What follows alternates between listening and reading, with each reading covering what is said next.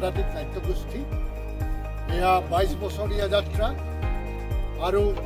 10টা বছৰৰ তেখেতসকলৰ নাট্য যাত্ৰা কাৰণ এটা সাংস্কৃতিক গোষ্ঠী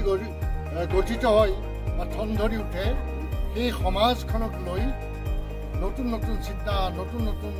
ভাৱৰ যে উৰ্বৰণি উঠে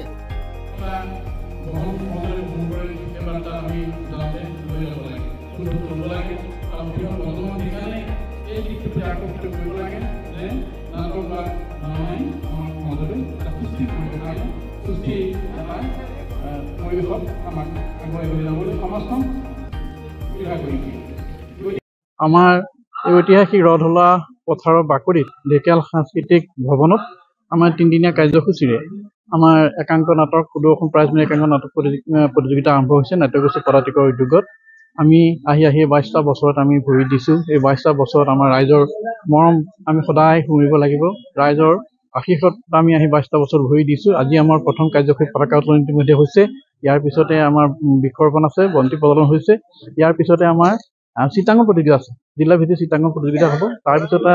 আমাৰ শ্ৰদ্ধাৰ মুনীন বৰুৱা সৰণী নাটক আমাৰ ক্ষেত্ৰ আমাৰ যি ক্ষেত্ৰ এই ক্ষেত্ৰ আমাৰ উদ্বোধন কৰিব আমাৰ মাজত আহি উপস্থিত হৈছেই শ্ৰদ্ধাৰ বিশিষ্ট অভিনেতা প্ৰাঞ্জল শইকীয়া ডাঙৰীয়া তেখেতে খন্তেক পিছতে